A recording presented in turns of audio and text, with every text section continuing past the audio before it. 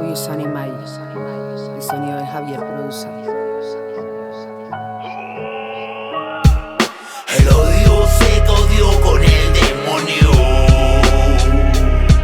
poseído, errado a no entender.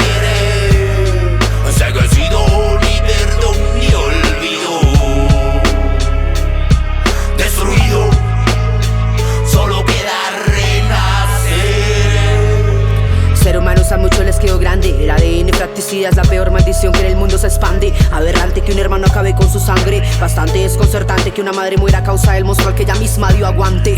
La ignorancia se alimenta de odio, amor al dolor del prójimo. Si el final es principio, la opción es salir del círculo. No hay placer por satisfacer la sed del circo, ni hacia dónde cambiar de sitio. Un zoológico causa en el hampa más de un siniestro. Es horripilante lo que han visto mis ojos. Que Dios proteja a mis hijos, sus hijos y los hijos de sus hijos. Porque lo más fijo es que a cambio de ningún beneficio el inocente siempre va a seguir pagando este sacrificio.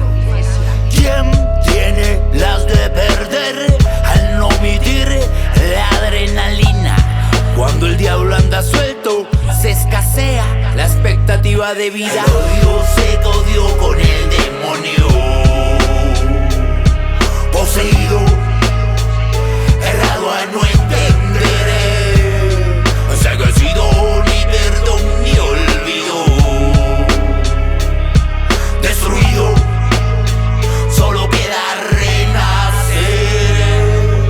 La tragedia es el día a día, relatos que narran cómo la sociedad está perdida y no respeta la vida. Rige la atrocidad, poseídos están extinguiendo a mano propia su gente con crueldad. De seguir así el amor de muchos se enfriará. Del alma, Wilson Anima y episodios de karma.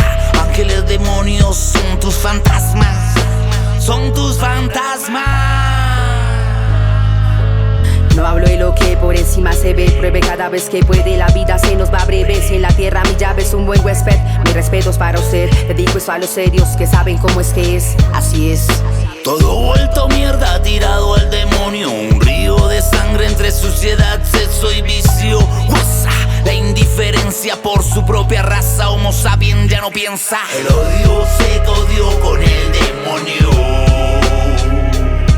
poseído,